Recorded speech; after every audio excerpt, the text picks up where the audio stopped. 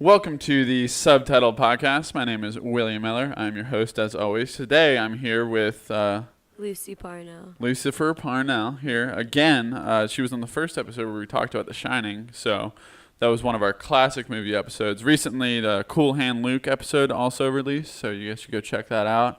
But today we are going to be covering The Room, actually the greatest shitty movie of all time. It's the Citizen Kane of shitty movies, I would say.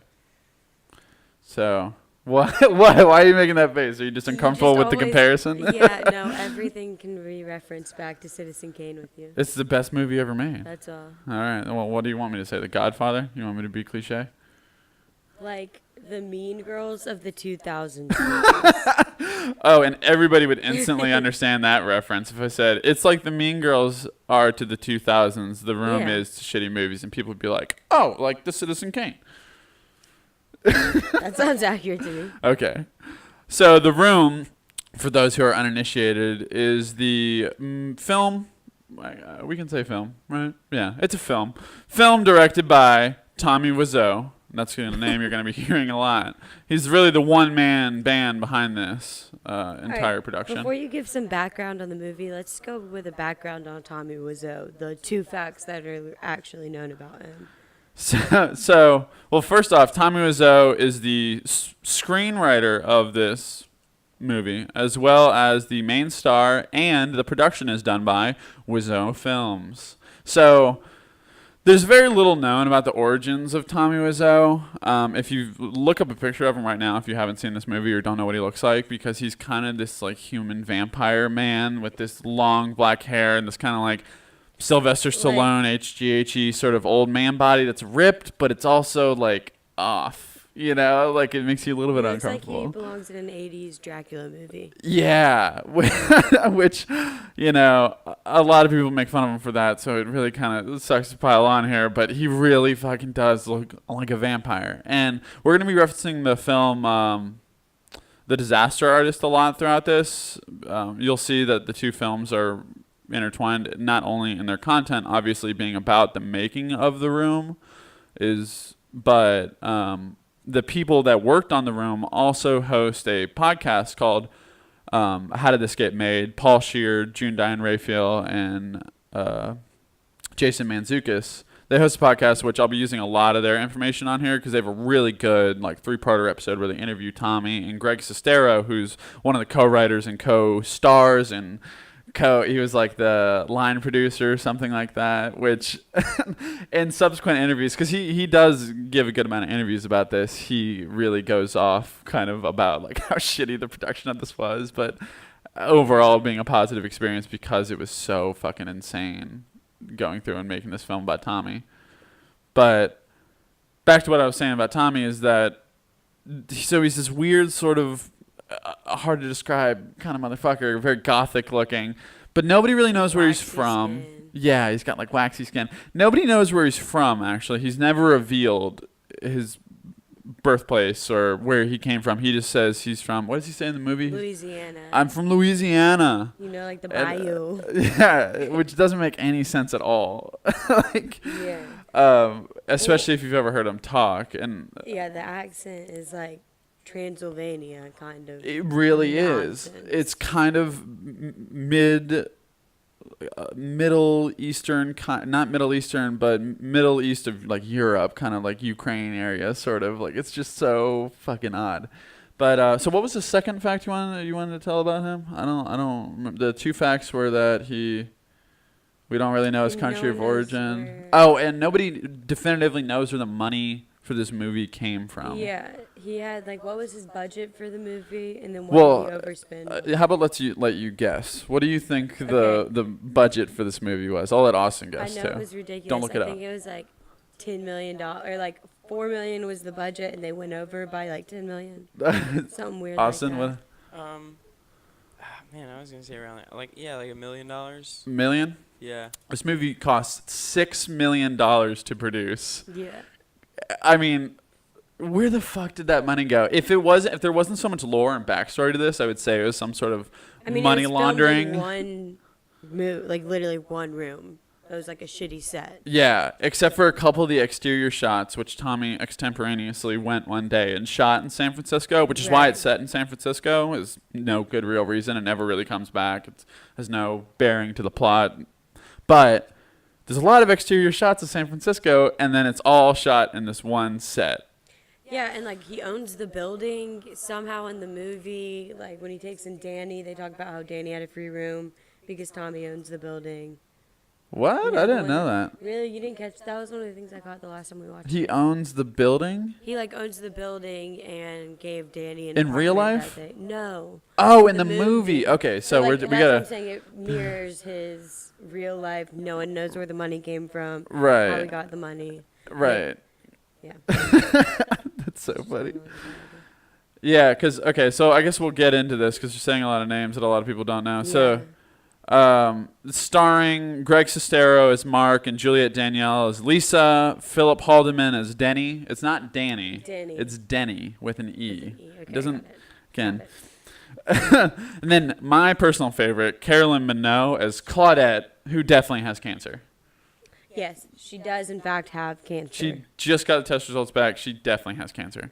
So this movie was actually produced from a book that Tommy wrote, which was over 500 pages long before it was edited down with Mark, which is why Mark is credited as one of the screenwriters, even though Tommy did pretty much all of, not necessarily the work, but all of the original ideas he put into there, and Greg helped him make it a little bit more coherent. But from what I've read from interviews, Greg isn't exactly jumping on those screenwriter credits too excitedly. No, it ruined his acting career or any career that he could possibly have had. Yeah, I mean, it. On the one hand, it ruined his chance of being in other movies without being seen as Mark from The Room. Oh, hi, Mark. Oh, hi, Mark. Do you know how many times he probably got that Right. on every other set? He Like probably- going for a commercial or some shit? Yeah, right? Like a I should fucking just, like, Swiffer get fuck this commercial. and walk right. Yeah. So mad at Oh, him. hi, Mark. What are you doing? Fuck you guys. Using this name brand Swiffer while drinking a Pepsi. Oh, okay, that's 2 in 1. I know. I didn't even mention our real sponsor, Pabst Blue Ribbon Beer, which we're actually drinking inside of these coffee cups. We just didn't want to show the can. That doesn't make any sense for labeling for marketing purposes, but It's 9:30 in the morning. you're right. We can't let people know how much of alcoholics we are. So one of the funny things about the production, so you'll see once you get into this movie that within the first 36 minutes, there's 3 sex scenes, which are roughly 5 minutes apiece. So that means the first third of the movie is half sex scenes, and really that continues throughout the entire A movie. third of that third section, like 1/3 of the sex scene, is just Tommy Wiseau's ass. Just making like weird, like clenching movements, like Yeah, his strangely leathery, I don't alien-like, know, it's muscly weird. ass. It's kind of like an alien. Like if you thought about the reptilians trying to like pass off as humans, it would be Tommy Wiseau. Yeah. That's it. Yeah, he's like an alien's idea of what a perfect man would look like. Yeah, like you hear the stories where they don't quite get like the lips right or something, but like everything's just Yeah. shifted off. They're like, You know? how do we get this man who we're going to model partially on Fabio, but we're going to give him the cold, beautiful brutalityness of a snake.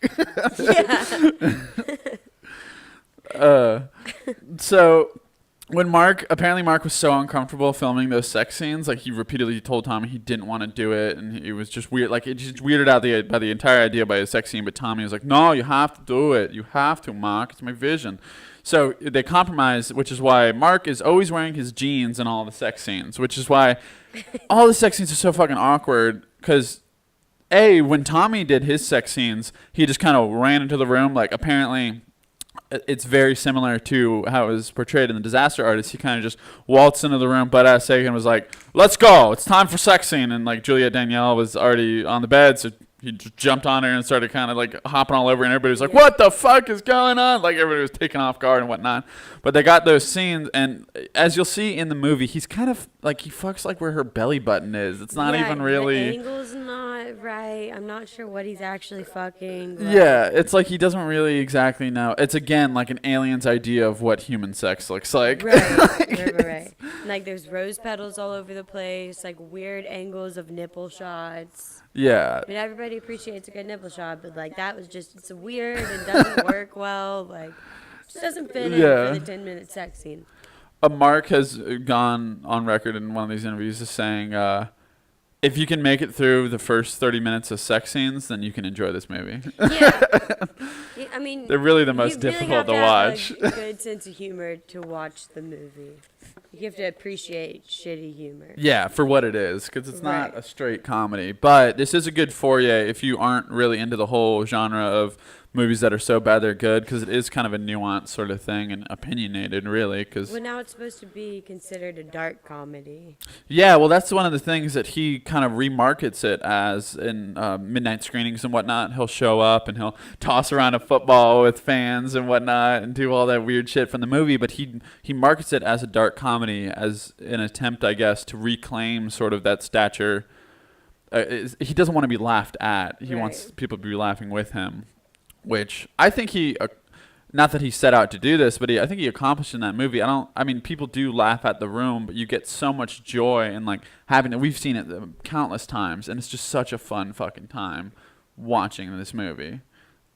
Yeah. Like I mean, we've watched it, 5 times probably over the last few years? Yeah, and every single time it's great. It's great to put on just with a group of friends and drinking and hanging out. It's it's a worthwhile movie. You can make so many drinking games out of it. Yeah, but I see he saw himself as a very serious actor and director, and he wanted to be the Orson Welles starring, directing, producing again with the Citizen Kane or whatever. I know, but really he did want to be an Orson Welles kind of figure. So I see why he's trying to reclaim kind of that identity.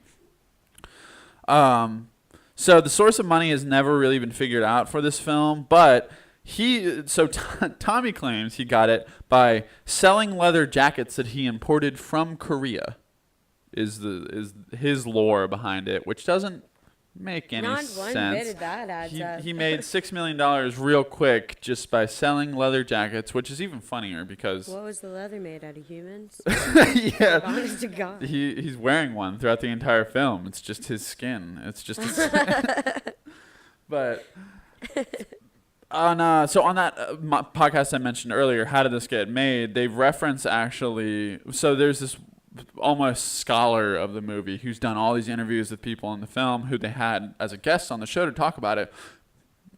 And he was saying that one of the most credible theories behind where the money came from is that Tommy was really close with this really rich old woman who was his ESL teacher when he came to America, who apparently was just very fond of Tommy, had a lot of money, and she believed in him, so she kept funding him this money. Because every once in a while on set, Greg kind of backs this up, because Greg doesn't know explicitly where the money came from, even though the leather jacket story. He says that Tommy frequently would go off set and make phone calls and whatnot and try, getting more money, and then they would get more money and continue the production. But it was just notoriously way over schedule with everything. Right. It took forever to fucking shoot. Was there ever any reasoning behind why it took so long? Well, yeah. What exactly was happening? So Tommy insisted on having 3 or 4 understudies, which is a lot where the money went. For himself or for everybody? For every single character, he had 3 or 4 understudies as backups, which is actually where the character of Lisa came from, is that she was an understudy for the original person who was going to play Lisa. Really? It might have even been the 3rd understudy. Okay. That explains a lot. Yeah. But for all these roles, he would get thousands of headshots, especially for Lisa. He took a long time on Lisa. Okay. What were you going to say? So in The Disaster Artist, when they go into how he was writing it and how he got his heart broken and shit, is this the same? Did that happen? I don't know. Is that why it took him so long to find the right Lisa? I wonder. I do believe that Tommy, a lot of this movie is autobiographical, which is why there's so many weirdly specific details in it. I came into town and because that one doesn't sound scripted at all when he delivers the line, when he tells the story about, I first came into town and I was so broke, I didn't have any money and I couldn't even cash a check because it was an out-of-state check. He goes into all these fucking details. Then it's and then that's where I met Lisa, and she bought drinks or whatever.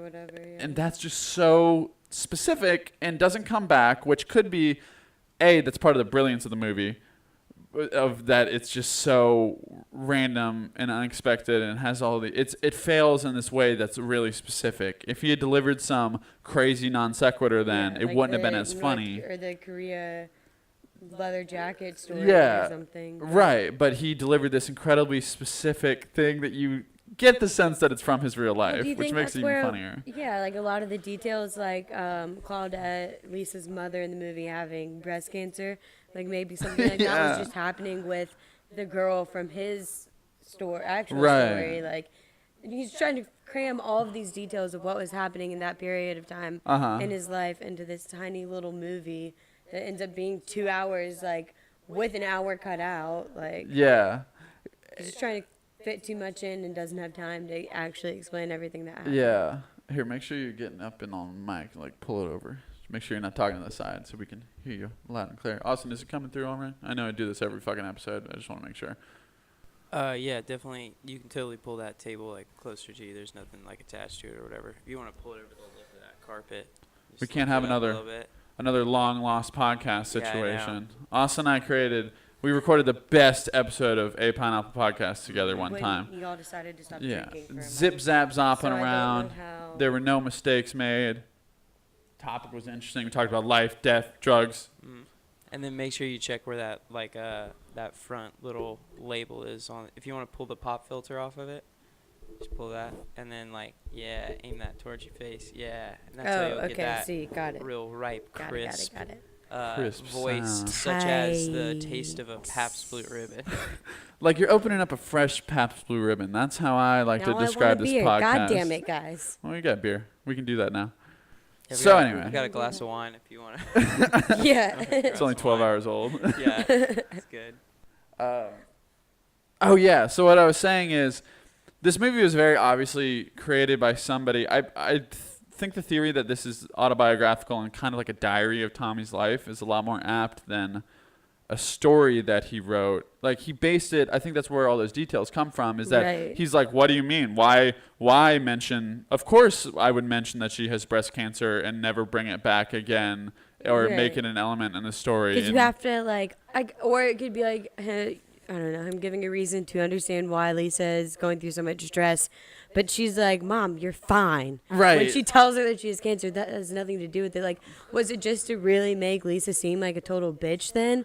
Like, she doesn't even give a fuck about her mom's cancer. All she cares about is, like, getting whatever she wants, you know? I think, that all the characterization of these women go to be negative throughout this film. Yeah, it's all just women are evil is the thesis of this film. What is the complex, like, you hate your mother? Oedipus? Oedipus. Or it's not you hate your mother. You want to have sex with your mother. Oh, okay. Never mind. Wrong one. Well, maybe. But what I was saying is this movie isn't written by a storyteller. It's by somebody kind of recounting their life, which is why there are these details in there that don't make sense. Because in real life, details don't just necessarily come back around into a coherent storyline. Tommy's like, this was my life. But again, he does that even poorly. He doesn't make it out to be an autobiographical film of himself. He just presents random shit throughout the whole movie. Yeah. Yeah. And like, who are Lisa's friends that come and like have sex on the couch randomly? That is Michelle. Yeah. And Bobby Mike. Or something. Mike. Yeah, Michelle and Mike. They are getting sexy time on in the apartment, and then they kind of get walked in on or whatever, and they're eating. First of all, everybody's sex life is gone into in this film at some point, except for Peter, the psychologist. And Claudette. Yeah, that's true. Well, Claudette goes and talks about her husband, so I guess. Or her brother or something. Who wants a share of her house? Which her brother wants a share of the house that she inherited. As if houses are like stocks. Like Yeah. you want a share of my house, as if it's. That's the thing too, is that you can tell Tommy Wiseau, again, not from fucking Louisiana, Doesn't obviously. understand, like, American. Yeah, it's like he's trying out all these phrases and ideas that are very close to the American thing, but he doesn't fully understand it. Yeah, he kind of sort of knows like the idea of what it means, but doesn't know the application of it. Right. It's very reminiscent of like a second language kind of. Yeah, like English. you look up the Webster's Dictionary version of it and not an example of the word used, you know? And so Lisa and Mark are popping their shirts off, whatever. This is like in the third or fourth sex scene. Lisa and Mark are popping their shirts off, and Mark comes back in. He doesn't have a shirt on. And then Michelle comes in. It's Michelle. It's not Tommy. And she's like, Mark, XYZ. And he was like, what? Because he had never heard of that term. Because Tommy obviously wrote that line in, like, he just learned that day what XYZ is. Yeah. It was like, examine your zipper. Like, as if anybody in the crowd didn't know that. Like, it's just so weird. So... let's go through the plot a little bit. Yeah, and give starting like a from the framework beginning from what's here. happening in this movie. For sure. So starting from the beginning, Tommy is just walking in and gives Lisa lingerie, which you have no idea who the fuck these characters are. Nothing's set up. They just immediately go into dialogue. There's no sort of At the beginning, exposition. they just have random shots of San Francisco, and there's this one with Tommy on one of those, like, trolley things. Yeah, the trolleys and, that go like, around goes San past. Francisco. Yeah, and that's, like, all the pretense you have to the movie. That's it. Yeah. Just some random-ass music and him. And then he walks in and immediately score drops. Oh, hi, Lisa. Hi, Johnny. And then he gives her this lingerie. We don't know who these people are.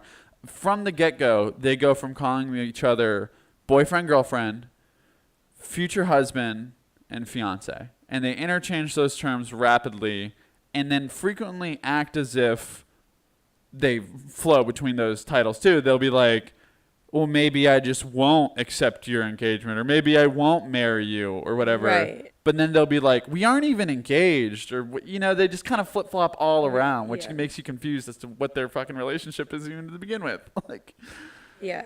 And that opening scene and stuff, when he brings in the lingerie and shit, you don't see anything wrong with them whatsoever. And then literally after their 10-minute sex scene, which is what follows next, it's going to be them getting into a fight and like, oh, and Denny comes in the middle of their sex scene. Yeah, so That's Tommy comes home, they have awkward dialogue, and then they want to get sexy time on. Who walks in? This boy who maybe a man, maybe 45 years old, or maybe a 12-year-old that's been smoking cigarettes every day for his entire life. I think the idea is like he's 18 or so, because he's supposed to be in classes. That's mentioned sometime. But he also looks like he could be 12 or 45. You're right. And along with the ideas that kind of never really come to fruition in this movie, Denny was originally somewhat in the script supposed to be kind of mentally handicapped. But again, never really clearly outlined, never furthered upon. It's like you can tell it's a wisp of an idea without it really being put into play. It's ridiculous. I mean, and he gets mixed up in drugs eventually. That's like complete non sequitur. Does not look total red herring. Doesn't make any sense. Which we'll get into that later on. Okay, so Denny comes in right as they're about to go upstairs. And he says, Denny, we're going to take a nap. It's just us, just for us, or whatever. And then he follows them upstairs. They're having a sexy pillow fight, as happens several times throughout this movie, is sexy pillow fights. Yeah. Which I feel like, again, that's like a personal detail from Tommy's life, that he had like a pillow fight or something one time that he fondly remembers, so he had to put pillow fights in through this movie. Yeah, I guess so. But then, is it that, or is he just trying to, again, like, get whatever is closest to what he thinks people want to see? Or expect from, like, a romantic comedy? Is that what this is supposed to be? Or is it supposed to be a tragedy? Or is it just supposed to, like, no one knows? Romantic drama, tragedy, kind of. Something? And I hate to say this, but it's almost, I don't hate to say this, but it's almost like Shakespearean in the way that he tries to portray things. And having a final death at the end, and like, these super melodramatic. Yeah, super melodramatic. These lovers that can't quite get together, but are fighting, and there's backstabbing and betrayal. It's all the themes from Hamlet, but none of the actual, or, not Hamlet, but all of Shakespeare generally. Romeo and Juliet, Hamlet, Macbeth, all three of those kind of, thrown into one drama. Without any of the talent required to execute those things. Just the idea.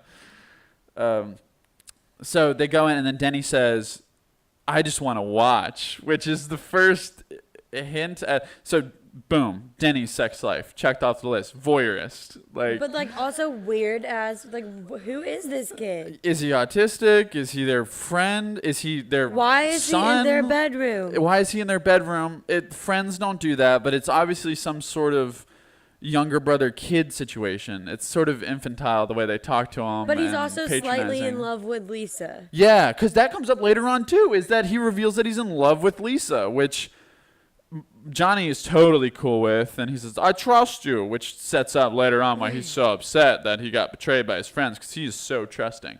Tommy never shows a single sign of being a negative character this entire movie. Yeah, no, he is fucking trustworthy God. guy. He's loyal. He makes tons of money. He spoils Lisa, Yeah. as her mother frequently reminds her.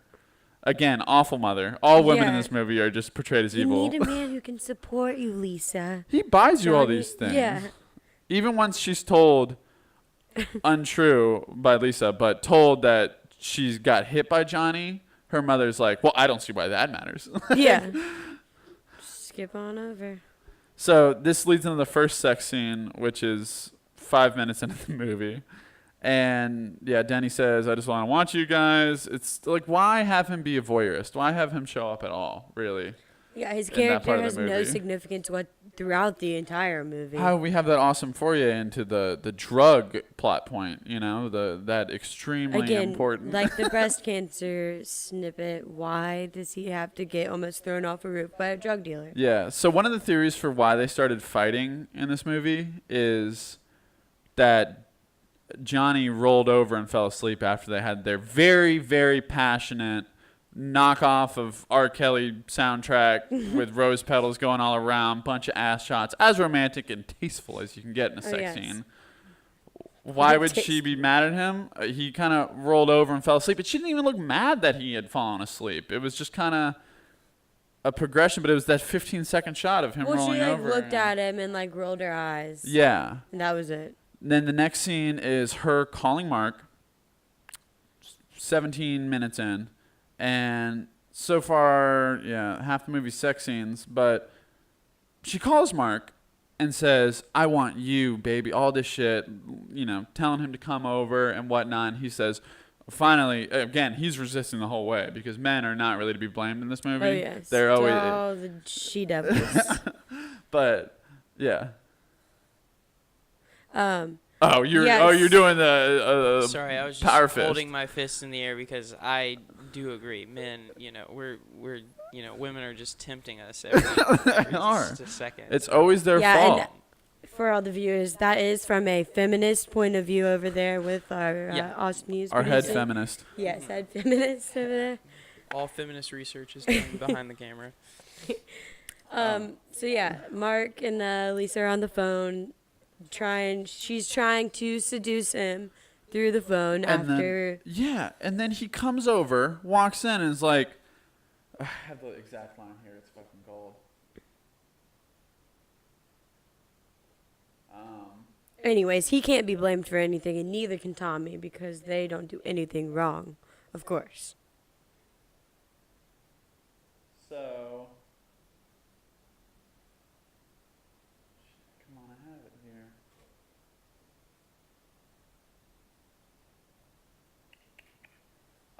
He says, the candles, the sexy dress, the music, what is all this? When it very clearly was prefaced before that he was coming over to have an affair, why would he be asking all these fucking questions? Correct. Again, it's just slightly off. Like, this maybe the entire time you feel like you're being gaslighted by this fucking movie. Like, you think you're going Yeah. insane.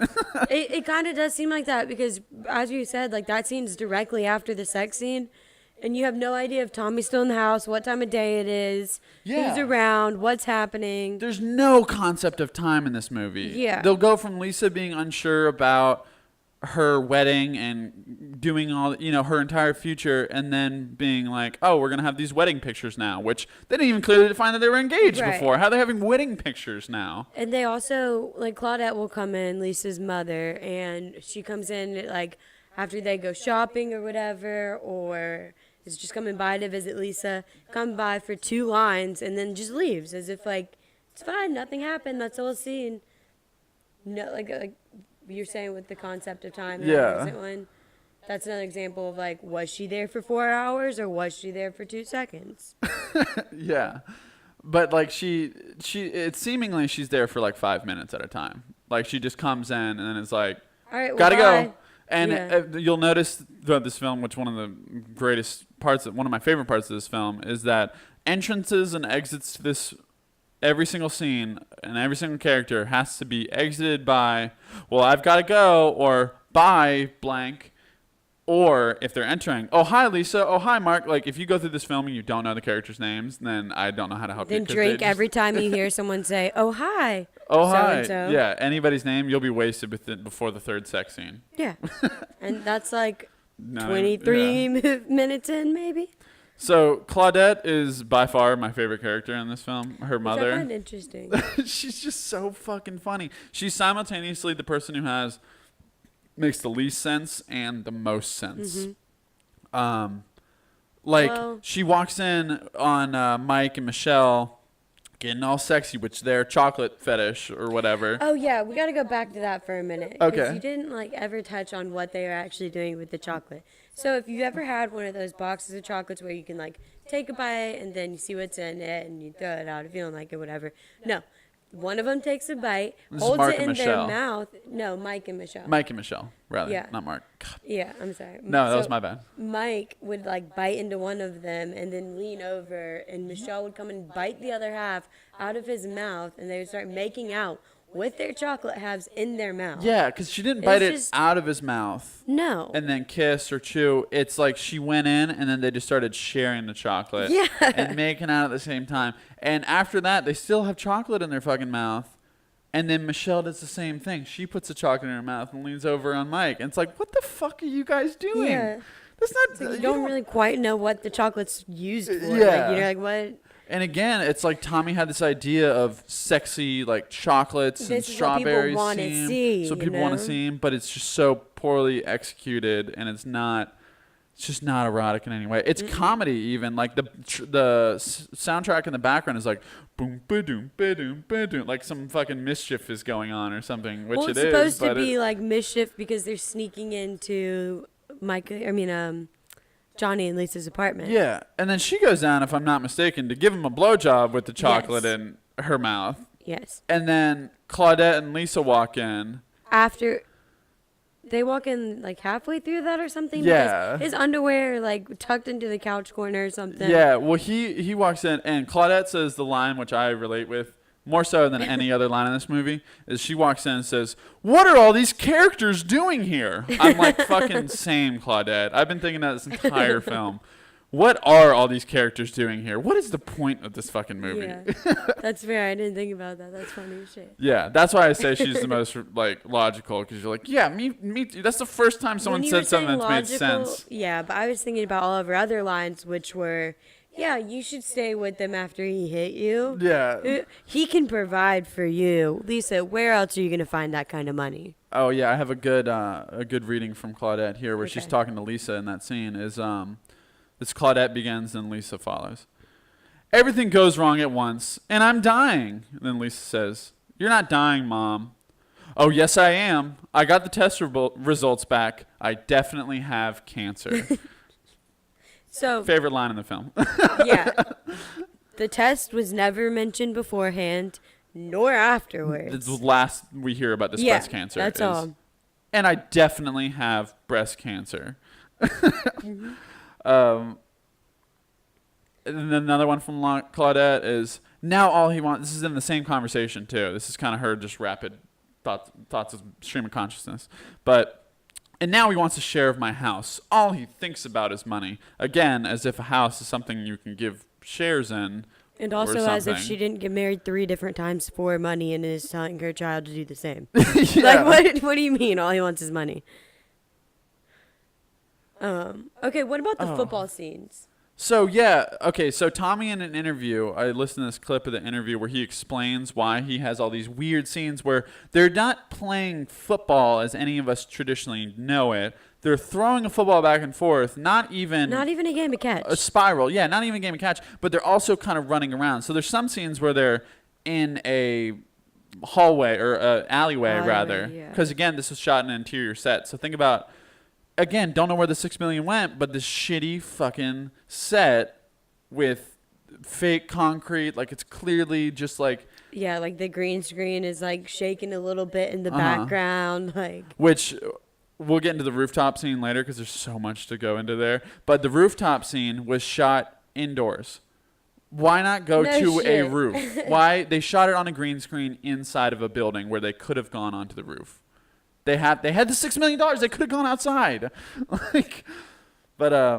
So they have that scene where they're just tossing the ball, probably as close to you and I, maybe even like Austin over there. 4 people tossing the ball back and forth, and randomly they'll just continue to fall down, and that's kind of Mike like hits his head on a trash can and he gets knocked out. Yeah, that's like how 2 of the actors exit because one of them has to take him away. Yeah, and another one. This is where they're taking the wedding pictures and their tuxedos. All in tuxes that are really ill-fitting. Which first I want to talk about the chicken noises that they make in this movie that Tommy repeatedly brings up. Cheep, cheep, cheep, cheep, cheep, cheep. Whenever they're like, oh, what? You don't want to play, Peter? You chicken? Cheep, cheep, cheep, cheep, cheep, cheep. Yeah, okay, so what would your classic chicken sound, like your go-to chicken sound be? Like a straight crummer.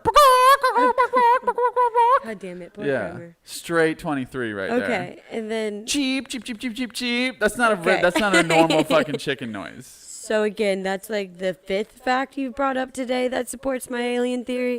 Yeah, he like that's all I'm saying. Got one of those pull the string and hear the sound of the cow or the chicken, or it's for children or whatever. Toddler toys. Yeah, that one of have those the farm toys, noises. but for like in Europe because. But for Europe. Yeah, so it's like slightly different. Are the chickens that much different in Europe? I think so, actually. Austin, can you look that up for us? If animals sound different in different countries? Yeah, I've been doing a little research, and it seems like just like humans, animals speak different languages. Well, animals have accents. Oh, yeah. Like different goats can't understand other goats because they have different accents. Yeah. Yeah, their baws sound different. So that leads credence to the idea that is what a chicken sounds like wherever the fuck Tommy's from. Yes. Cheep, so cheep, where cheep, the cheep, fuck cheep, is he cheep, from? We gotta find where the Cheeps are at. Yeah, where the...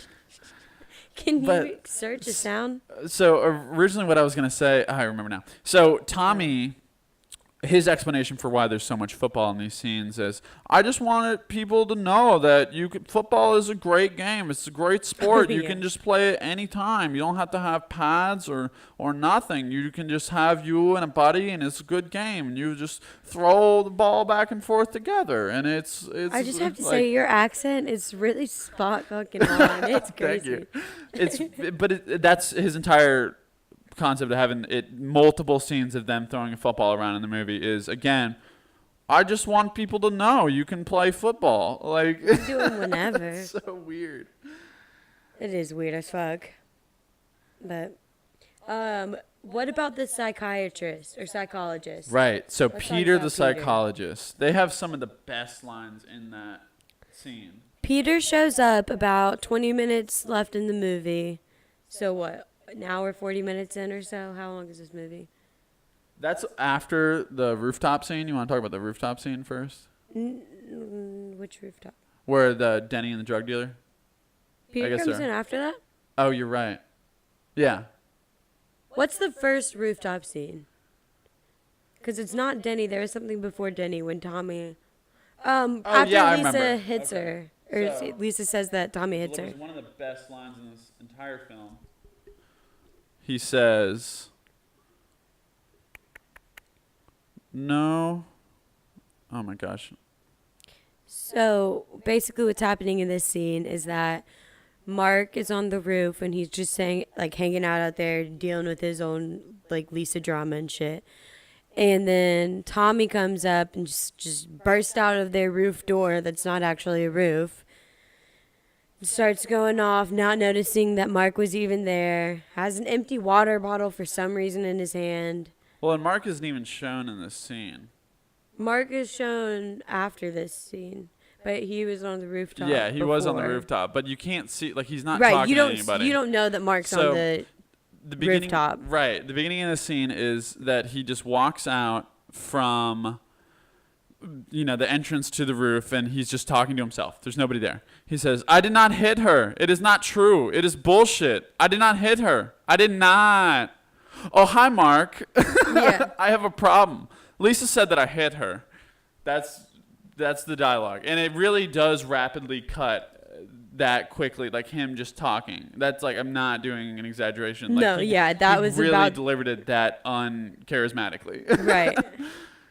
Yeah, I don't. Which a lot of the scenes in this film are 80 yard over. Like the audio was placed into the scene afterwards because Tommy wanted to get it as Johnny Football, Mr. Americana as possible. He wanted to get his line because of his accent. He's self-aware, obviously. He has an accent. I don't truly think he believes he's from Louisiana. Yeah, I mean, I don't know. I really genuinely have no idea about this man. But so a lot of the scenes are 80 yard, which if we want to go back to the flower shop scene, that is one of the most bizarre sequences of audio ever. I don't think I have that one. Austin, do you want to pull that clip up? Just do the room flower shop scene. But he walks in and he says, "Oh, hi." I'm not going to do it justice unless we get it. We're talking about putting like the audio on top of the scenes and stuff. Yeah.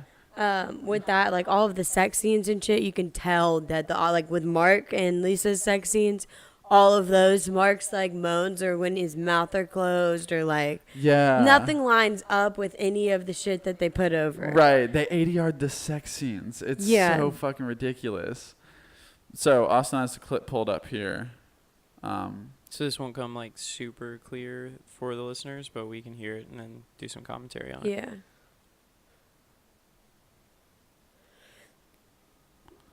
So, open shot, front of a flower shop. Tommy pulls up in his white Mercedes, maybe? Walks into the shop. It's like almost sad, dramatic music playing in the background. Yeah, the whole score for this is just sad, dramatic. Yeah, can I order a dozen red roses? Oh, sorry, Johnny, I didn't know it was you. It's me.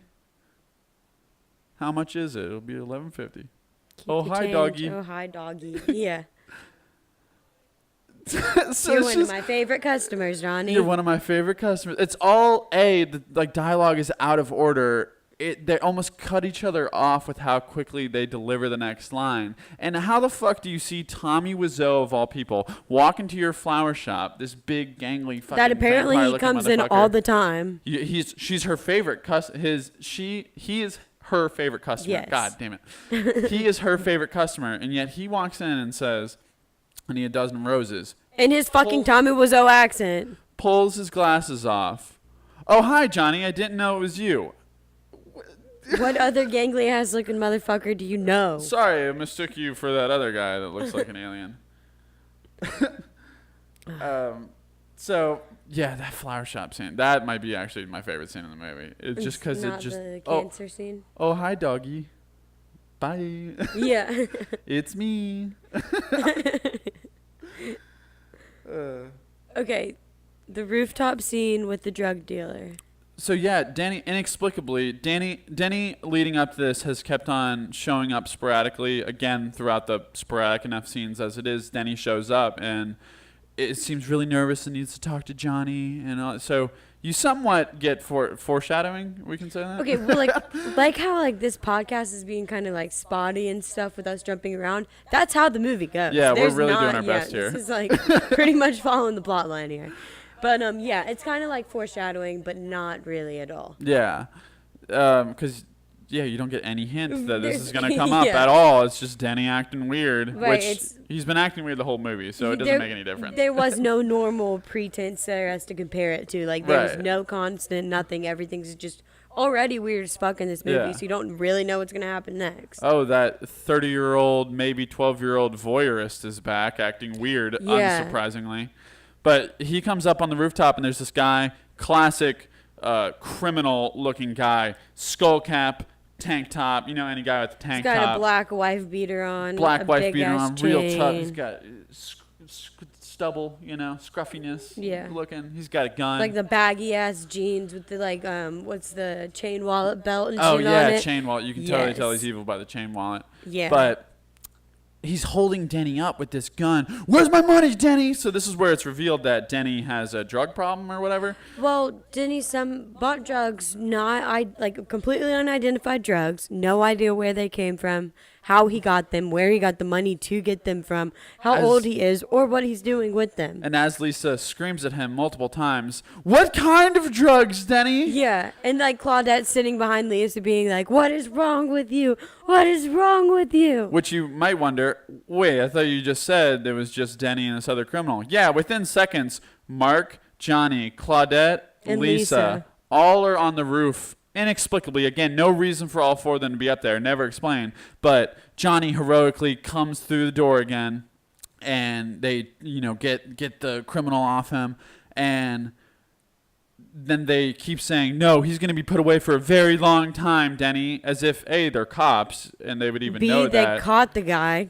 Holding a gun up to Denny, but, I don't know why they think, oh, yeah, he's going to go away forever. Denny obviously is implicated in this crime. He's the one buying the drugs. I don't know why.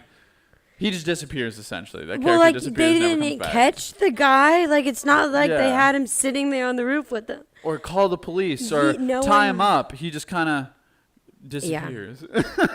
Yeah. Not alluded that they murdered him, nothing like that. Just doesn't he show runs up off the anymore. roof because Tommy Wiseau is a scary looking motherfucker. Yeah, he thought his fucking blood was about to be sucked. Yeah, honest to God. But Denny is sitting there crying now, and Lisa and Claudette, worst fucking people to have in an emergency situation or addressing a trauma victim, because they're just constantly shaking them. It's like that scene in Airplane where they shake the people and then slaps them, and then there's a whole line of people behind them. Let me try, doctor. Get a hold of yourself. Yeah. It's like that. They're just shaking Denny. What kind of drugs, Denny? What kind of drugs? Then my favorite question by Lisa. What kind of money, Denny? Yeah. What kind of money? What do you mean? What kind of money? Are there different kinds of money? I guess I don't know. What? Wait, explain it how away. much money? But even at that, why would you not just say how much money? Yeah. What kind of money, Denny? I don't know. You got blood money. Yeah. Yeah, well. You got drug money. You got Tommy Wiseau money. Yeah. Yeah, you got Mystery money. Yeah, regular ass motherfucking money. You got Korean leather jacket money. There's different kinds of money, Tommy. He's like, what do you mean? 4 main types of money. You have leather jacket money. You have ESL teacher money. Oh, shit. Am I saying this out loud? I mean... So one thing I want to talk about is the reuse of shots in this film, because not only are the exterior shots reused constantly, you would think for taking a day trip to San Francisco and spending that time solely, because again, was it only a day trip? They didn't film this in San Francisco. They took a day trip to San Francisco just to film these exterior shots, never to have it come back. Sorry, what do you want to say? No, I was gonna say, going back to the football scenes and stuff, you forgot the one where they're out in the field with Johnny and Mark are out in the field throwing a football around, and Mark's telling him about his girl problems, and it's obviously his fucking fiance that he's talking about. I want to get to that one because I want to talk about the coffee shop scene, which the running scene that you're talking about comes right after the coffee shop. Using the scenes again. Oh yeah, so the reuse of shots. The exterior shots are constantly reused, showing these same trolleys, same shots of San Francisco over and over again. But more is strangely, disturbing? I would say, disturbingly, they reuse the sex scenes over and over again. Shots from the sex scenes. So they'll show Tommy's ass pulsating, pumping on that stomach, Christ. on that belly button where he thinks the vagina is. Yeah. And then 20 minutes later, naturally, when the next sex scene comes into play, you see that same ass shot. You're like, what the fuck? I've seen this before. You can't just reuse the sex scenes. Mark's sex scenes, that entire sex scene, the two that he has with her, are the same shots, same sounds, just in a loop. It's his same 4 different moans, in a loop. Yeah. It's not. I would love to have been at the audio recording session where Tommy is trying to get Mark to do the proper sex noises. All right, Mark, you have to give it more sexy, Mark. Yeah.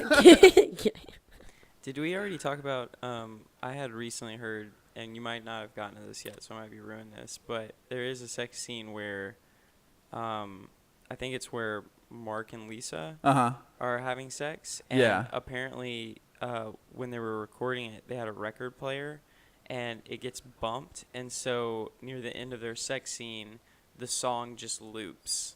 Like what the fuck? In one part, like if you go I've and listen never to heard it, that. yeah, like that is so creepy. Yeah, like so, like they were like nobody's gonna notice. Yeah. But like you can clearly tell at one point you hear like this bump on the record player, and then it just loops this like not like musically sequential like measure of music. Yeah. It's like there's this like weird jump back Right. to it every time. It's like 3/4 of that No, fucking gotta measure go or back and whatever, look and then at it just that. stops and like cuts drawing them back. That's a good idea for a horror movie, but it's supposed to be a sex scene. And It's also, kind of a horror, bit of a Yeah. sex scene, you know. Like that seems like it would come out of a horror movie. yeah. In that sex scene too, they're on the staircase. Like they're on a spiral staircase fucking. And there's like perfectly good couches, a bedroom right up Yeah. the like halfway. You're halfway there. Just keep going. They started near the couch too. I don't know why you would go to Move to the Hey baby, staircase. let's move to the stairwell. Like, Hey, what the yeah. fuck? So we just test drived it. Yep, that's not working. Test for you drove. there. Oh my gosh. So We're using all the exterior shots. What other? I was trying to think. There's something else that was like reused, but it wasn't. well, let's talk about Peter the psychologist finally. Okay. Because he is one of the more interesting characters in this film because he disappears about halfway through. He has one scene where he's just known as Peter the psychologist. He's their friends. And this is really where you get Tommy's diatribe on his ideas of women because this is one of some of the greatest when lines Peter are comes delivered. over for drinks. Yeah, they're all talking about girls, which Peter, only person in this film that you do not talk about his sex life. Yeah. And the replacement for Peter, which we'll Which talk about I in a think that minute. might have actually been like Tommy Wiseau's therapist was a Peter, like that, and he just talked about all of his friends with him, and so he had to have that characteristic of having a psychologist, but he couldn't have a psychologist because Johnny would never have a psychologist. You know, he'd never have a therapist. He would that's need a good therapy. point. Yeah, 'Cause he he didn't was want like the to. perfect all-American man. Right, he There's didn't want to nothing wrong even with him. admit that he had a therapist. He wanted to portray like the excellence so much, and like you said, Right, and him being a friend rather than that's a good idea. a therapist. Well, like, I don't know. With you talking about how Tommy Wiseau wanted Johnny to be this character that was like the perfect all-American man. Right. I feel like that no one wants to have some kind of fucking mental illness going on or Right. some shit. Kind of that hyper masculine sort of macho idea Yeah, of what a man yeah. is. But he still needs to have the psychologist there. My theory was that he has to have a psychologist there because he even says at one point, she's completely evil and selfish. She's a sociopath. He calls Lisa. So I think all of the women have different like sociopathic tendencies. Yeah, I'll or go into that when all we go into narcissists. after you go over Peter's woman. Yeah. Well, Peter, and then Mark chimes in talking about women. Well, first, Tommy says, they never say what they mean, and they always play games. Women, and then Mark says, women just confuse me. And then, this is really the thesis of the movie, referencing women. They're either too smart, too stupid, or just evil. That's pretty succinctly summarizes how this movie feels about women. Yeah. But really, like... But you can see, okay, so it's evil, dumb, and what was the last one? Or the third one? Too Evil, smart? stupid, or too smart. Okay, so with all of the women that are like big characters, we have Lisa, Claudette, and Michelle, right? So Lisa would be pure evil. Would Claudette be dumb or stupid or smart? I guess she's dumb. And then, well, Michelle, so Michelle's portrayed as the shady friend who knows her best friend is cheating on her fiance and doesn't do anything about it. And like, Well, I think she. no, seems Michelle like buddies up. She eventually at the end like owns up and is like, you shouldn't be a shitty person, Lisa. But Yeah. she fucked around with Mark when she walked in on them having sex. Yeah, that's like true. was like joking around, didn't tell Johnny the entire time, knowing that Johnny was getting fucked over by her best friend. But I think she was kind of just keeping out of it, and like, she's like her best friend, but throughout the entire film, she's like, you need to tell Johnny. I think that was you like should one tell of the him. portrayals of Right. women being evil. Which is, I think she's the one that's too smart. Like, she's sticking her Michelle. nose in business. That Yeah. she's too smart. Lisa's No. just evil, and Claudette's Right. dumb. Yeah. I think that's a pretty good theory. Yeah. The holy trinity of all the women. holy trinity of what women are. But honestly, I think See, that's we don't just even a have to happy do the other accident. podcast now. We don't. That's it. That's all you need to know. So Tommy at the end, Mark blames Lisa for what happens to Tommy.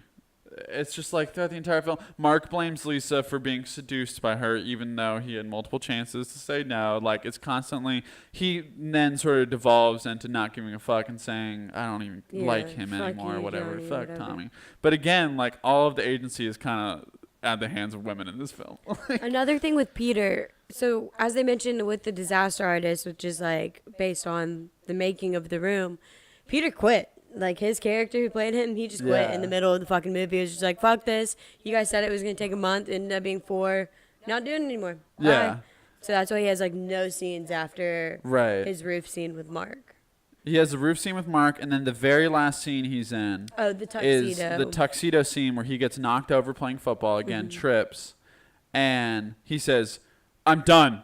I'm done with this, meaning he's done playing football. But somebody mentioned this in the How Did This Get Made podcast. They're making a joke about it, but I also like to think of it this way, that was the scene that captured him just walking off set and being like, I'm done. I quit. And then Yeah, just fuck this leaving shit. the scene. And then just walking off set. But yeah, that's the thing, is that this went over time. It went over budget. This entire film is completely just superfluous in the production of it. But it wasn't in sort of an Orson Welles or Kubrick kind of way where they wanted to get a million shots because they needed it perfect. Apparently, according to It wasn't Greg, OCD at all. yeah, Greg Sestero, who plays Mark, one of the producers and stars of the film, apparently to him it was just to get a single usable shot of Tommy. Like, he just really couldn't deliver any of the lines in any sort of a usable way. He shouldn't have been an actor. That's not his calling in life. Yeah, which that makes even more sense that when they knocked over the record player in that scene, they're like, fuck it, it's the closest we're going to get in this scene. You know, we're that's not fucking doing it just again. Whatever. So one of the production facts about this film, too, which is what makes it so weird is and expensive, is that Tommy wanted to have it shot in digital and film because he knew this was going to be a legendary movie and he didn't know which one he wanted to have it in. So 35 millimeter and digital, extremely fucking expensive. There's different lighting. You have to take 2 shots because they had 2 cameras strapped to the sides of each other, which is why everything in the film is slightly off center, Right. because there's 2 fucking cameras strapped to each other. And again, different lighting. Like, it was a mess to make, and there's really no point in having both. But Tommy thought it was useful, again, having 3 understudies, having multiple shots taken. He thinks he's this neurotic director. He has all these ideas in his mind of what kind of filmmaker he wants to be, but he can never really quite. He thinks Get he is there. one of the greats. Yeah. Like, he genuinely does think He that. really is like the greatest delusional artist of all time. Yeah, disaster artists like got that right, like with their representation of how he actually Right. was on the set of the movie and shit. Because, apparently the way Greg and Tommy met, I looked it up, is extremely similar. Well, he talks about this in an interview. Extremely similar to how it happened in the film. Greg wanted to be acting partners with Tommy, and he was doing this impassioned portrayal or scene reading from a Shakespeare play. So you have Mark watching this guy doing Shakespeare, who Tommy getting really into it, screaming, full body acting as he always does. And that's what made him become best friends, is that he just loved this dude's gumption, I guess. Yeah, I mean, everybody needs a weird friend, you know? So, did he, like, Greg actually think that he was a good actor, though? Greg wanted to be. Genuinely- He was No, seriously. but he genuinely thought that Tommy Wiseau was a good actor. I don't know. The way he describes it, it was sort of sporadic. He was just sort of like, wow, I want to get to know this guy. Who knows his true motivations of, wow, this guy's a true actor? Because he didn't know he had money. He didn't know he was making a film. Nothing like that. Right, like just like who the fuck is this guy? He just got with him, and they are friends. It's not like that was completely exaggerated in the film. They are friends. It's just Greg kind of not maligns him in interviews, but he definitely, it was Tommy's artistic vision that got this thing done. It wasn't, while Greg isn't a great actor or anything, he didn't have a hand in the artistic direction necessarily in this film. It was really Tommy. So they are getting coffee. Mm-hmm. Let's talk about that. They go up. They keep offering at this coffee shop. They have 2 people order before Tommy and Mark get up there, which totally unnecessary. But the barista keeps pushing this fucking cheesecake that they have. Would you guys like some cheesecake? And the first 2 people buy it, of course, because who doesn't want some cheesecake with their coffee at 9 a.m.? Strangely.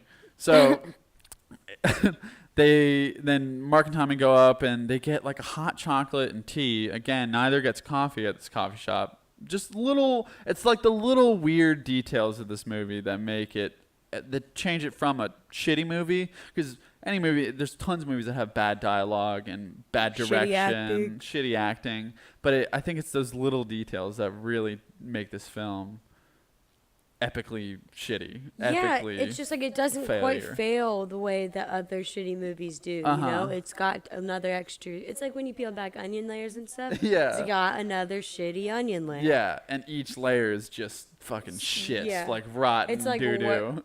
Well, I was thinking like when you peel an onion and like the closer you get to like the heart of the onion, the worse it smells and like the harsher it is. Yeah. Yeah, that's how this movie is. Right. Every time you watch it, onion. you peel back a little bit more of the onion. It's great though. So they're talking, and again, 6-line scene between them having coffee. So says, "How was work?" This is Mark. "How was work?" "Oh, it was good. We got a new client at the bank. We'll make a lot of money." What? Like, you don't, that's not how banks, I mean, it is kind of how banks work. But that's just like, that's way too vague for any like believable actual job description or right. It's any what kind Tommy's of business idea. Transaction. Sorry, I didn't mean to cut you off. No, it's okay. But it's Tommy's idea of what successful red-blooded American male does is he's a banker. He makes lots of money. And he doesn't say he's a banker is the thing. That's what throws me off. He works at the bank. He works. So does he own the bank? What does? No, is he works at the security bank. Guard at the bank. Yeah, is he a teller at the bank? Does he hand out the lollipops? Yeah, is that his job there? That's what I'm saying. Is he a teller? Because he's not like a big money manager, finance guy.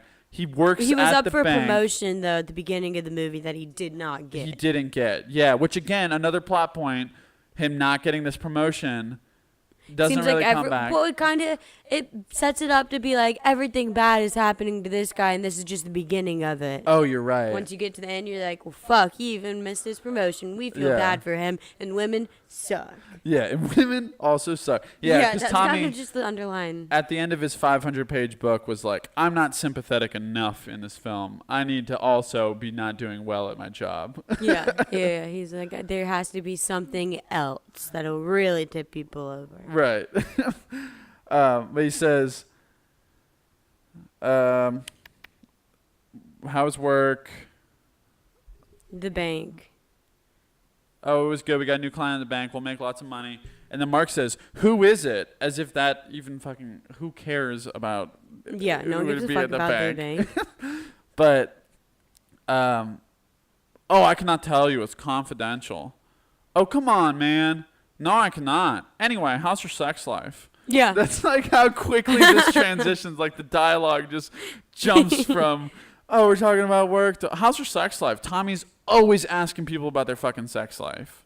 It's his number one topic of conversation. Right, which makes it seem like he could be from like a more promiscuous country. Like, I don't think so. I think he was just obsessed with sex and just wanted to have maybe he was just a creep. I don't know, but like, I make him sexy being comfortable film. walking around on set butt ass naked, like. How many times have I told you about yeah. Anise and her mother doing that same exact thing? Right. Well, just because like they raised, like her mother was raised Brazilian. He definitely. Now you're right. I think he probably is from a sexually promiscuous country, Yeah, but like I don't think that's why he did all this just, like, shit. more open and accepting of. Yeah. Either way, going straight from come on, I cannot tell you that. Anyway, how's your sex life? When he's trying It's to make abrupt. himself seem like this, like what you're saying, like red-blooded American man, like whatever. 6. Yeah. So that's the entire conversation, and then he says, "Oh man, I got to go to work now." Like it's a 30-second conversation. They got their coffee. Like, why plan it now? Then he says, "Do you want to go running later?"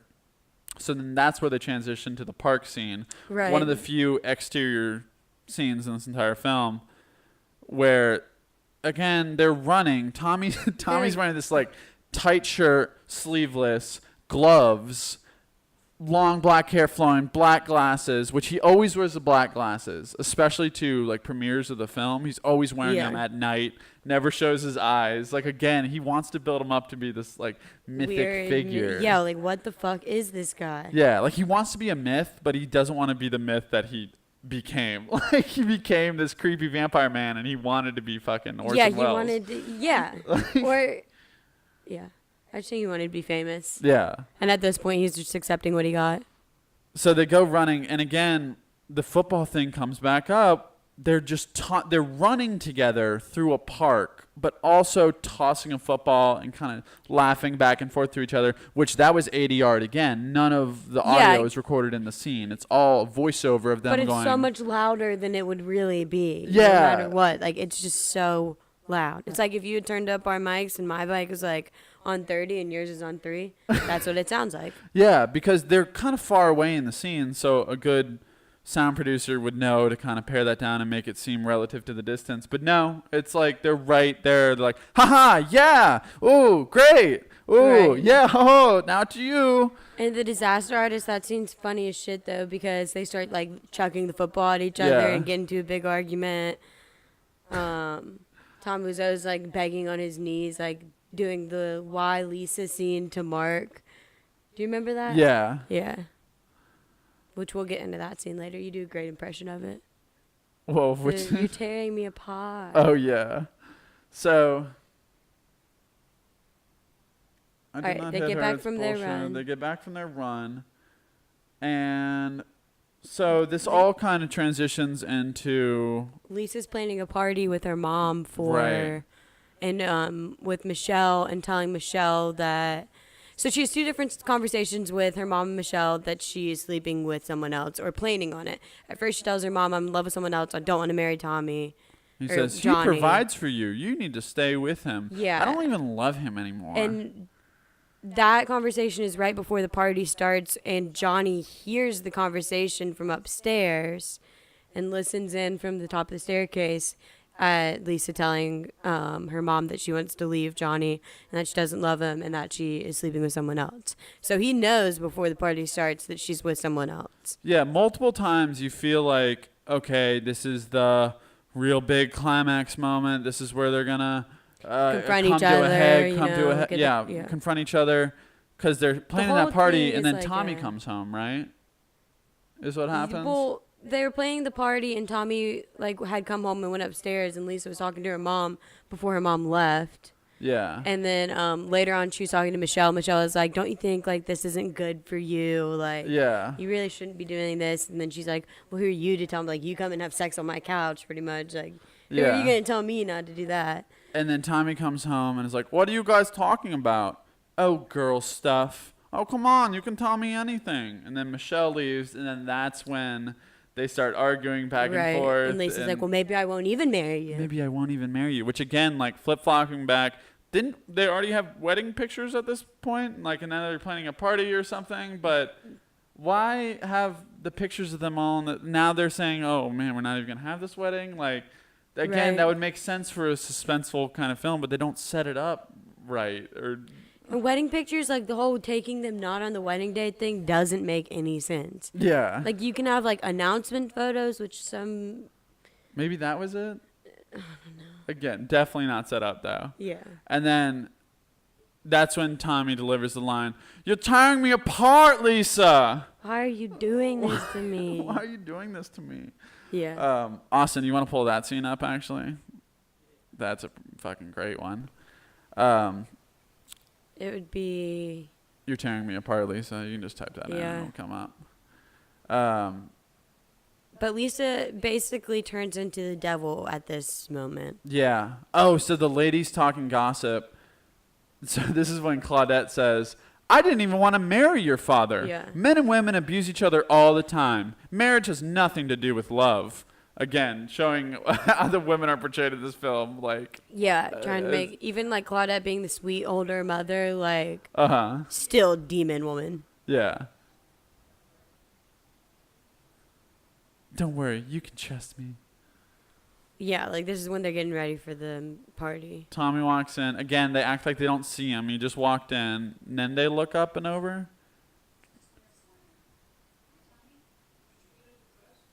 Did you get a new dress? Michelle leaving abruptly again. And she has to announce, I better be going. Yeah. Every single scene. I better be going. I gotta get going. I'm going now.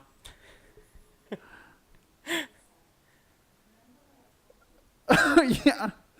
Michelle turns around. The acting is so poor by everybody in this film too. It's like turns around.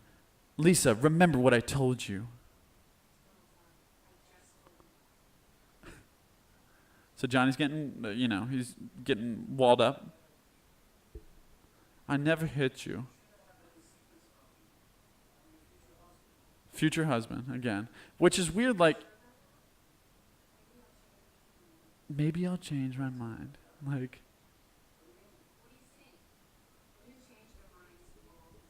See, the generalization of women again.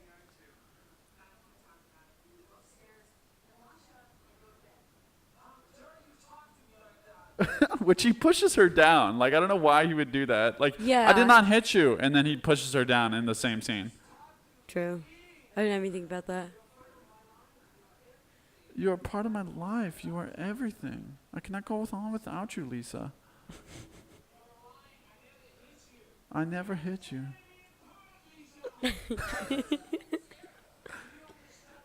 He pushes her again. Do you understand life? That's one of the best lines. You're tearing me apart, Lisa. Do you understand life? Then pushes her back down again. But she just keeps on so she has been, she has been around town lying about her abusing you. She keeps saying she's going to call off this wedding, and he's so just like cavalier about it, like, oh, you must be joking. Like, Yeah. his reactions don't match at all the seriousness of the scene. Right. Well, it almost makes me think that, like, they've actually, like, every time I hear people talk about this movie, it almost makes me think that Tommy Wiseau actually knew what he was doing, because there's both the act of, like, messing up, but then there's an acknowledgement of it. Like, for example, like, y'all were talking about, like, how redundant the film is and, like, all the redundancy in it. But, yeah, in this scene, like, Lisa's character has a criticism of the redundancy, like, where she says, it's girl talk. I just told you that. Right. Right. I just said that. Like, how are you not clicking with this? And it's almost like Everything's intentional. yeah, like it's like this meta. Like, Tommy knows he's being redundant as like a director, Right. but people know he's also the character, so he's redundant in his character. Like, I don't know. Yeah, it is like there are really good theories about that.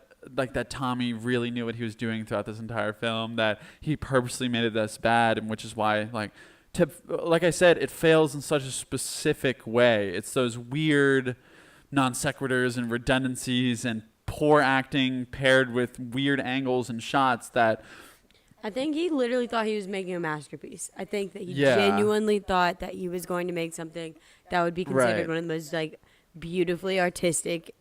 I don't know, like, he thought it was going to Yeah. be one of, like, the all-time movies. Yeah, because while I do like to Classic. entertain those theories that he knew what he was doing, I can't imagine a world where he really meant to purposely like do all these little things that you like think about it- it's just so bad. But you would Yeah. have to have such a complete understanding of how to make an amazing movie to understand how to fail at each like little turn, but fail in the right way to where it's not a campy. I mean, it is a campy fail, but like yeah, not is it too failing in the much. right way? To where you can't tell whether or not it was supposed to be serious or it was a joke or what the fuck. Like, you almost feel like a prank's being pulled on you when you watch Yeah. this movie. Do you think that he like reshot all of the scenes to make them shittier and been like, no, that's not right. I want it to be even worse. 'Cause it has to parallel how good this would have been if it was actually good. That's how, like, you have to be thinking that hard about being intentionally shitty.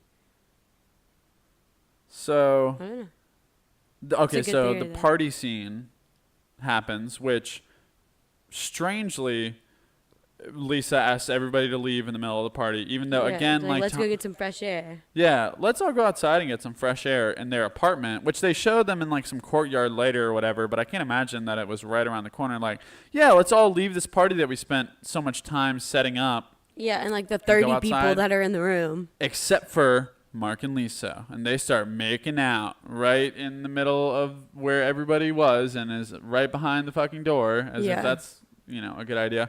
And then the other character who, so as we mentioned before, Peter kind of just fucking dips out Right. on this, oh shit, I don't think I wrote his name down.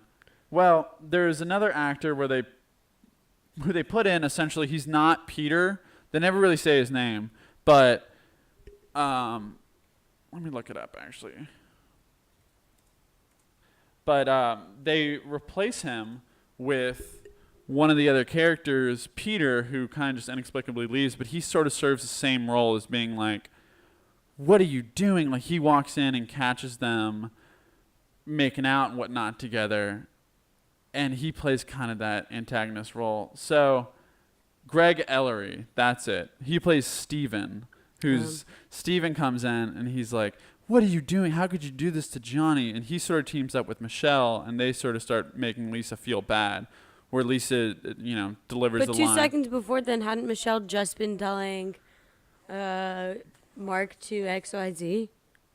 No, that not this the is same a way scene? different scene. Okay. Yeah. I thought it was the same scene. No, this is How Steven. many times do they fuck in this movie? Like 7 is what I counted. I said if you were really stringent about like the blowjob scene and then all like the Right. alluded to sex scenes, there's 7. Okay. Just fucking ridiculous. Okay. So Did you talk about are you going to talk about Steven? yeah, that's what we're talking Okay. about right now. So they replaced Peter essentially with Steven, who is not set up in the film at all as to his character, but he just like, it's just so fucking random. Like, he just gets kind of plugged in. It doesn't make any fucking sense. Is there something else that you want to bring up about him? I had some No, other notes, but that's my favorite part of the movie, that like apparently like Peter was just like, fuck this movie, Yeah. and Yeah. he left. He And just so they're dipped. just like, Well- now there's Steven. Yeah. And there was no just plugged him in. No explanation as to who he is, but he's very familiar with all the characters. As Right, if as he if had been he in had the movie been- the whole time. He's like, "Hey guys, it's me." Basically, like, Yeah. it's Steven. Like, he comes out of fucking nowhere. Okay, again, that supports my theory that Tommy Wiseau is an alien thinking that humans are interchangeable and no one's going to notice. Yeah. It's like when, you remember when they changed Blue's Clues, the guy from there? Yeah. Yeah, that's the same thing. Steven is the new Blue's Clues. It's making more and more sense why the fuck this movie cost $6 million. They just keep like hiring new people, this and that, like. Yeah, and like, So, oh yeah, this is great. So then once everybody comes back inside, again, like they make out, then Lisa says, let's go back outside a fucking again. So then they go outside, chit-chatting. They tell her, oh, you shouldn't be doing this to Tommy and whatnot. Eventually they make it back inside. And this is where Lisa and Mark are like kind of dancing together, but mostly they're just like, cuddling like in front of everybody. okay, so they're like trying to dance, but it's more of them just kind of grinding on each other. yeah. But And like, Tommy keeps looking over at him before he goes up and says, hey, what's like the big idea or whatever, some sort of Tommy line. you know in Big Mouth where Lola and Missy? no, mustache kid. Andrew? Andrew, yeah, when they're rubbing fronts. Yeah. That's what Lisa and Mark Yeah, are doing. Lisa and Tommy were rubbing fronts. Yeah. Not Lisa and Tommy. Lisa and No, Mark were yeah. rubbing fronts. So then Tommy comes up, hey, what's the big idea here? hey man, back off, we're just dancing or whatever. But then he says something like, you lost your girl. Like, again, this is one of the times where you think it's about to come to a head. Oh shit, Right. all the things, because Tommy very clearly, it's been shown that he knows she's cheating on him. Seems to be Mark here. He just said something. So then they start fighting. For maybe 5 seconds, they fight. Yeah, well, like Mark pushes Johnny, and then Johnny pushes Mark into a table, Yeah. and then asks Lisa to clean it up. Right. And then they fight and whatnot, and then he says, okay, all right, hey, fight's over, everybody, fight's over. All right, I'm sorry, Mark. And then they shake hands and whatnot. And then 20 seconds later, another fight. Coming again. You motherfucker! I hate you. Yeah. It's one of the best lines there is the motherfucker that he delivers. You motherfucker. And then he runs upstairs screaming, everyone has betrayed me. Yeah. Which, again, I think that is another one of his sort of from real life experience being drawn from. Yeah. Is you motherfucker, everybody has betrayed me. Everybody in his life has betrayed him. There's not a single person who backed him up. Lisa and Mark have both betrayed him. Oh my gosh. What is he going to Tommy's, do? yeah, he's the victim in this. He is the victim. If you didn't know, he's the victim. So, sorry. No, what were you going to say? I was just going to say, Tommy goes up the stairs, finds his, No, he locks himself in the bathroom first. So remember the recorder scene? Yeah, when Lisa and the recorder. So he goes upstairs, and again, not that he needs any more proof. He just got into a fight with his friend at a party, and he said some things that are very suggestive, saying, this isn't your girl anymore, this is like my girl, something to that effect. But he still turns a recorder on and like puts it behind a phone, right? He had done that after he saw Claudette and Lisa. Oh, okay. He had so put he set the that up recorder earlier. out. Yeah. So then he's locked in the bathroom, and Lisa's knocking on it, Johnny, come out, we can, whatever. And then Johnny won't come out for a minute, so Lisa goes, you motherfucker, I won't come out. And then Lisa goes and calls Mark and says something to the effect of, I don't want to be with him anymore. What are you doing? He's like, being a baby, he's and like being says a that baby. louder so he can hear that. Yeah, I'm coming over there. Mark's just like, Mark yeah, says, come on, babe. yeah, come on, baby. I don't even like him anymore. I'm done with him. And then they hang up, and then Tommy comes out and is like, who are you talking to? Nobody. Oh, yeah? And then he pulls the recorder out, right? So, hey, we just heard this audio, so we won't need to hear it again, but Tommy feels the need to play it again. And also, the dialogue is different from what was just said. There's a couple extra lines where Lisa says, you're the light of my life, Mark, which she very clearly did not say. Only seconds earlier. We're like, what the fuck is this? Like, are you trying to... it's just, I don't know what his... like, why couldn't you have used the exact same audio recording? That's how it would have been. And there was also no other line in the movie that she said anything like that. Like, it couldn't have been like a previous recording, even if he was trying to play it off like that. It was just a completely different line. They just recorded something else for that. And that's when he goes absolutely batshit insane, is after hearing this misrecording, which again, he could have heard. Why not just set it up rather than have a recording, him just hear her, because she was talking so fucking loud. So he had proof. That's true. Because that's the thing, is that Tommy has the validation from the therapist. He has proof himself. He knows all of his best friends were saying mean things and cheating on him, and everybody has betrayed Tommy. This is his lowest moment. To where he starts freaking out, smashing the entire set, which seems like really a lot of fun. I kind of want to smash the set one day, like just go in and destroy it. But he starts pulling all of Lisa's clothes out and all these flashbacks to earlier parts of the movie.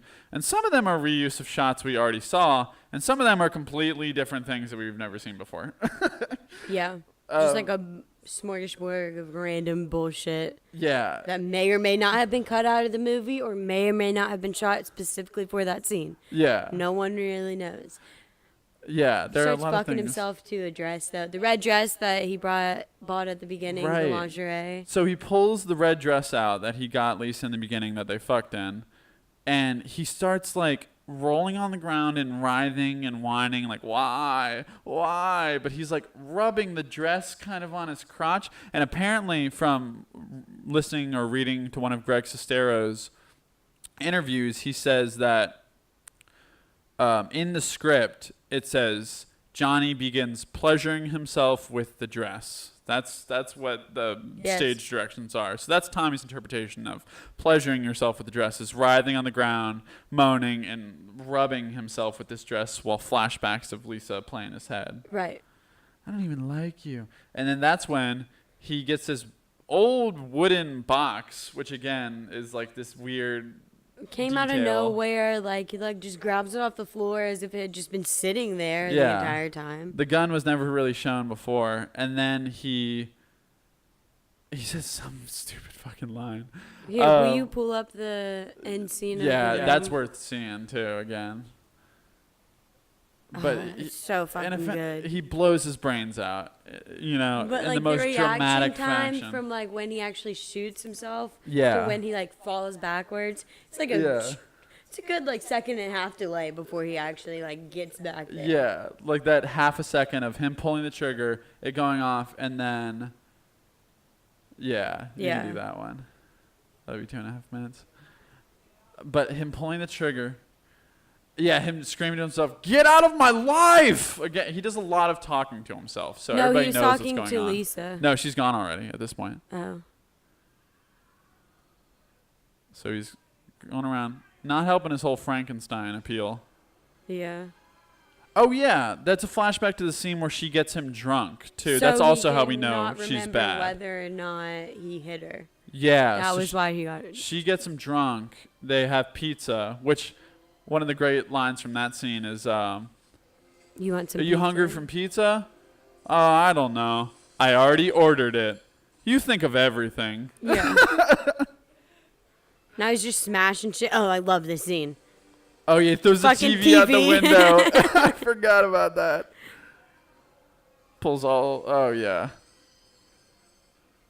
the drawers out. That's when he finds the red dress on the floor. Kicking it all around. Just pulling sheets off the bed. Doesn't want any thoughts of that. Dig the canopy, though. Cool canopy I'm all about bed. that. But another one of the lines while we're watching this that is one of my favorites is Tommy says, he shows up to this surprise party or whatever, and he says, "You invited all of my friends. Good thinking." Alright, here he goes. It really is like a 102 English class, you know, like the second level, not quite understanding colloquialisms and whatnot. Starts out by sniffing the dress, going back to the scene that we're watching right now. Sniffs it again, rubs it on his crotch, rips it in half, because he's thinking about Lisa, and she's thinking about Mark. Symbolism, you get it? Because ripping like his heart in half, like she did. Oh yeah, because he gave his heart to her in the beginning, and then he ripped it in half at the end. Ooh. Yeah, so here's his treasure chest. Arcane wooden, treasure chest essentially with a fucking pistol. Why is it happening to you, Johnny? Why? You're right, Johnny. Nothing's ever your fault. God, forgive me. And then he pulls the trigger. See? Oh, that's not the actual song that plays. I fucking wish it had That's been, so though. funny. Hopefully we don't get pulled for that. Yeah, right.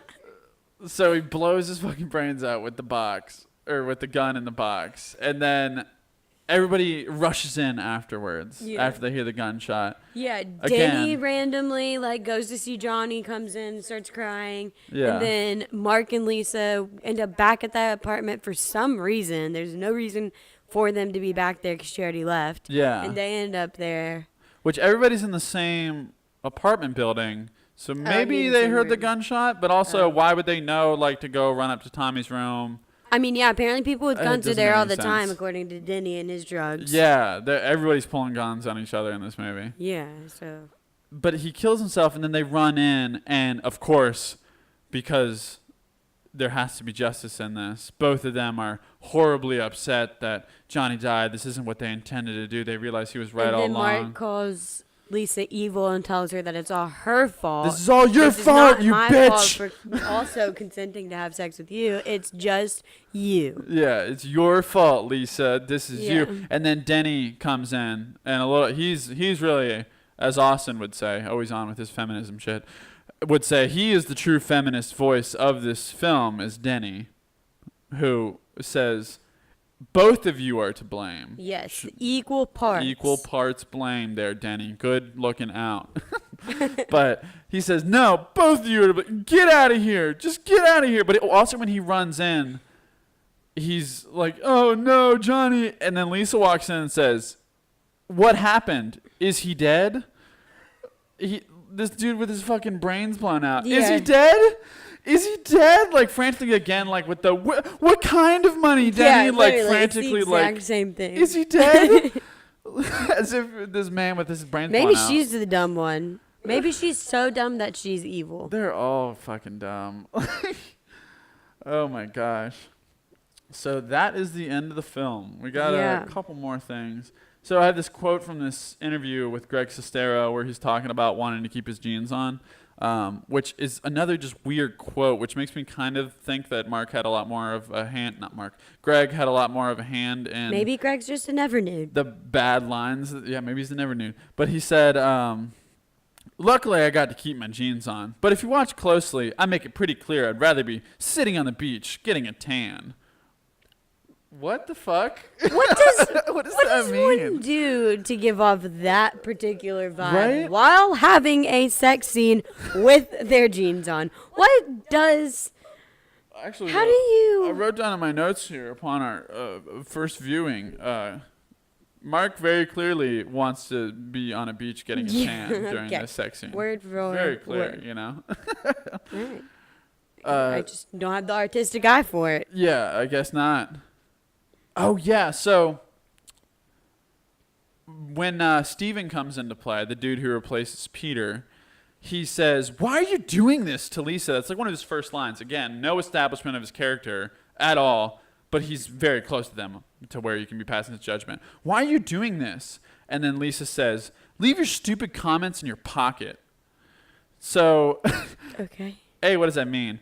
B, there was a scene in The Disaster Artist, which I really hope is true, is that Tommy was going in for an interview and he was having comments back and forth with for an audition rather.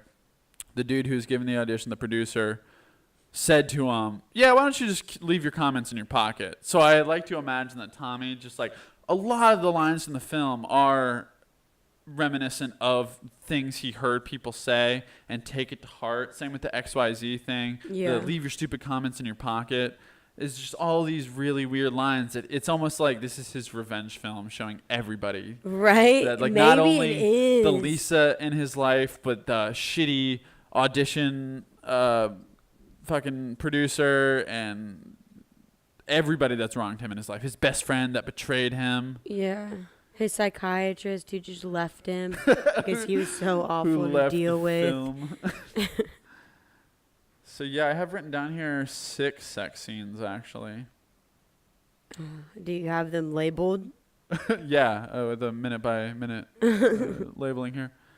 But yeah, so that's about all we have on The Room. I know there's so much lore and things that people want to talk about and so many great parts of this film that honestly, it'd be easier to just watch the movie ourselves and commentate over it than it would be to try and get every single detail crammed in this podcast. But Austin, do you have anything you want to bring up and talk about that we can discuss before we end this here film? I'm trying to think of any other iconic I would say just a comment on what Lucy was talking about with the constant like comments about like sex, and then like when you actually get to the sex scenes, the like lack of awareness of like sex scenes. It does like it brings like a almost like a reminiscent vibe of like almost like a middle schooler. Yeah. Like somebody who's never had sex, so they're constantly talking about it because there's this like not knowing what it is, and then when you actually get into the thickness of like what sex is,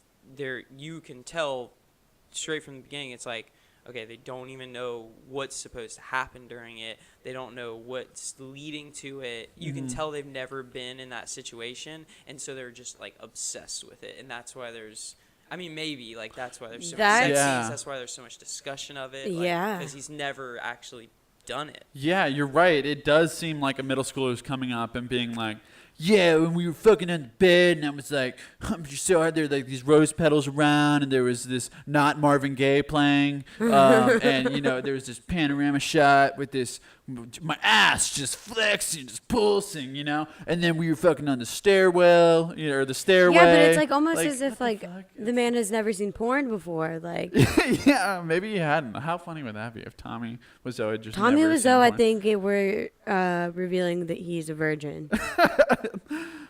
I think that's what you just found out, Oz. That is a good theory. Great movie. Great fucking movie. They did a good job with the Disaster Artist, too. Really good job with the Disaster Artist. Yeah, that's another film I would really recommend. Watch it after you see The Room, and then watch it again. Understand it if you... No. Watch The Room, watch The Disaster Artist, then watch The Room again. Mm-hmm. Each film is like an hour and a half, an hour and 20 minutes long, so they're really easy, movies to knock out. They're really casual movies, too. Obviously, you don't want to be watching this if you're in the room with anybody that you might be uncomfortable watching a sex scene with, because it's pretty much all sex scenes. So just be prepared with that. Yeah. This isn't a movie for grandma. Maybe. I think Nana would love this movie. Yeah, I don't think Bob and Pop would like this movie either. Mm-mm. Bob and Pop like nature stuff, though. Which, speaking of parental figures, so just announcing the next few shows that we're going to be doing. I'm going to be covering Airplane with Austin Hughes, which I don't know what order these are going to go about in. So this might be the 4th episode, and Austin's might be the 3rd. This might be the 3rd, that might be the 4th, but it should be around like that. And then I have TJ Swanson queued up for The Truman Show, which is a personal fan favorite of his. I didn't feel comfortable classifying that as a classic movie, but it definitely is one of my favorite movies, and it really gets... TJ has a theory that he's retarded, and he wants to really go into this theory himself. I don't want to spoil it for him, but that nobody has told him his entire life that he's retarded, and that everybody watching in knows and just don't tell him. So that'll be good to get into the mind of TJ here. Yeah. And then we have The Third Man, which is going to be queued up with Mary Miller, my mother, is going to be on the podcast. We're going to be talking about the classic film starring Orson Welles as a young man, classic mystery drama, The Third Man, one of my favorite movies ever. I saw it for the first time a few weeks ago and instantly knew we had to cover it on the podcast. There's so many awesome things about it, and I cannot wait to talk about it. But yeah, any other announcements or anything you want me to plug, Oz? Yeah, those will probably go in order of how we record them. Cool. And then we'll just keep releasing podcasts, and hopefully very close to when we're recording this, we'll start recording. Yeah, so me and Mish will be starting Heard, our podcast, tomorrow. So we'll get those released probably next week at some point, maybe. And Yeah. Michelle Bender? Yeah, Michelle Bender is Mish. Yeah. And what's you want to give us a little spiel about what it is? Yeah, we're going to do a podcast. Basically, it's going to be set up like our regular A Pineapple podcast. And we're going to be doing discussion based on some research that I go through about a bunch of current events that are going on. Our first episode will be dealing with me and Misha's first experiences as women. So things like our first period, first kiss, first date, worst first date, best first date, shit like that. First time being a woman. Yeah. First time being a woman. That happens like usually around your 12 and you're handed a box of tampons and they're like, here, hide this for the rest of your life. Yeah, so it's going to be fun. We'll be discussing a lot of lady issues and topics that surround that kind of stuff. We'll have Austin and Will hopefully sometime this weekend. Yeah. Big time. We could talk about the demon that is the patriarchy. Yeah, well, because Austin and I really have to give our commentary on this film. Yeah, see, or not Austin this film, goddammit, this podcast, because we are such expert feminists. Yeah, there are feminist perspective on the podcast. So, like, when we have Will and Austin on, it will be a feminist episode. So just be prepared for that one. Yeah, because I just don't think... I really don't... Yeah. I just don't think women really understand feminism. I think it's their brains and the size of it being smaller. Yeah, we're really not wired that way to understand, to fully be able to... Yeah. If I had it my way, everybody would learn about feminism from a man from a very young age. Yeah, mansplaining, they do say it is the only true form of the definition. They say I'm good at two things, mansplaining and manspreading. It's my two talents as a man. All right, we got to end this podcast All right, immediately. we should probably round this out. I think we're devolving here. Yeah. Yeah, if you guys have anything about the room that I missed that you guys wanted us to talk about, please just let us know. Most people listening to this podcast we know in real life, so hit us up in real life. But if not, then just send a message to us on the page or via our Instagram account, and we'll get around to it. Jesus. We wanna be able to interact with people and get suggestions for movies and whatnot. So yeah, this has been another production of Subtitled podcast, and another one in the can. See you later.